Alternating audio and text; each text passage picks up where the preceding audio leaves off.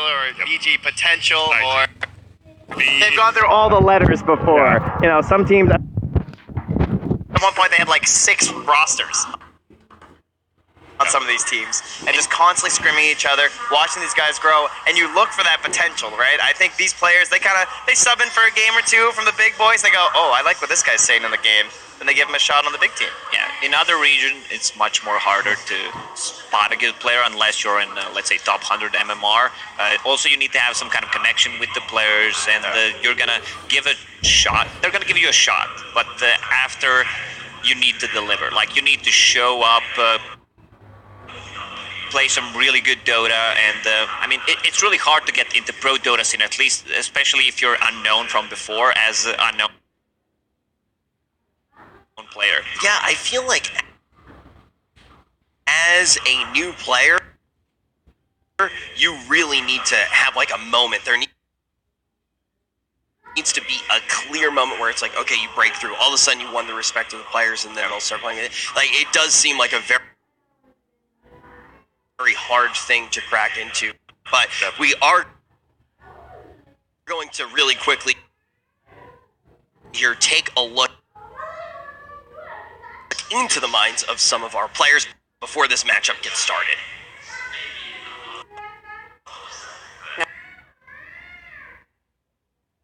Hotel, Seb. Gosh, those names sound familiar. Why? Where do I feel like I've... You know what it is? I feel like this looks familiar next to you guys. Returning TI8 champions. Is it the same way that you left it? Looks the same to me.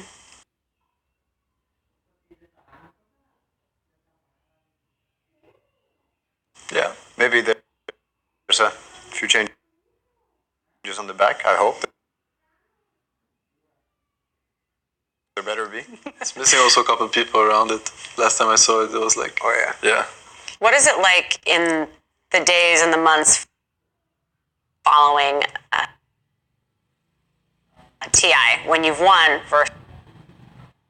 versus when you've left something there? I mean, everybody we've talked to in this couch talks about that being the one thing they want to do, and the ability to look back and wish they'd done things differently.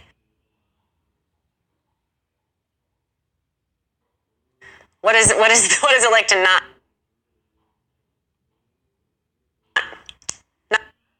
have that? Life has been very relieving for me ever since. There's been that one thing that was there for a very long time that was no longer there in a way.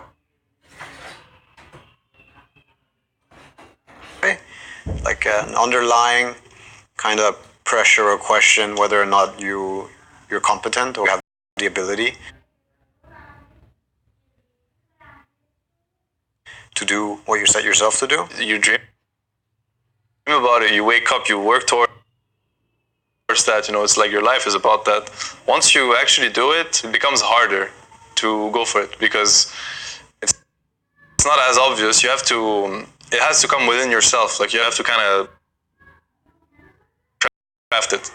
You know, this fire, this motivation, this, and you know the people that are gonna go up against you, right? You know how bloodthirsty they are. Like nothing's gonna stop them. Nothing is stopping them. If you're on the way, well, you better get out of the way before it's too late.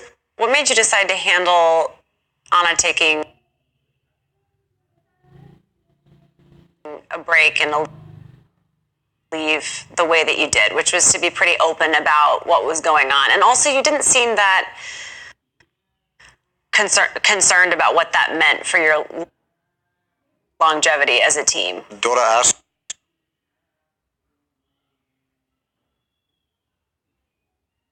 for a lot of time. It asks for all your time, more or less.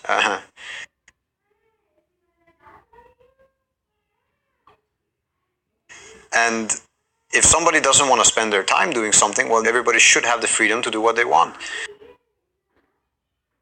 And yeah, we set ourselves this crazy goal of winning the international. So once that's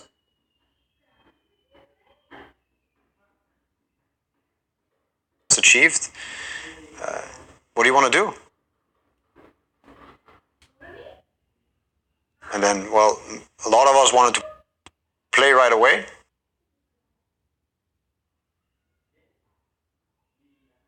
And Anna decided that he's not ready to play. Like, he, again, wanted to self-reflect, spend some time at home. And that was that. And how meaningful is it to be able to come and play TI and play in front of a different audience with it being in Shanghai and in China for the first time? There's so many things about this TI that are different from last year's. It's a new audience. We're a different team, probably. I mean, we grew. We're going to play against 17 different teams that are very good at the game. The Chinese audience I've always admired how the fervor, like, they're going to root for the teams that they're going to decide to root for. And it's most likely going to be the Chinese teams, and they're one of the very few audience that also roots against the teams that are trying to defeat their favorites. And it's rough sometimes. It's rough. I remember my first tournaments in China. Sometimes it was overwhelming. It was getting to me. I was like, wow, they're actually chanting against me, or they're booing me, or it has happened. Not always, but it happens. It's part of it. It's competition, right? I mean, let's say we had a tournament in France and this would happen. I would be like, yeah, they're cheering up. You know. Doesn't need to be a world war for it to be held. No, but we're just talking about the feasibility of an OTI happening in France. We're just going through options, you know, nothing more. That's about the only option that we have. Is there anything else that you want to add to fans of OG and fans of Dota, just in general, just about where we are right now, sitting here getting ready for TI9? Just remember why you sat down to play for the first time and why you keep sitting down to play. I mean, maybe you forget along the way. I have forgotten the good parts again. Focus on the positivity. Enjoy the games. Enjoy your teammates. Don't queue for the next game if you're in a bad mood and you know it's going to be a bad game. Queue if you're looking for the fun. If you're looking for something good. If you're looking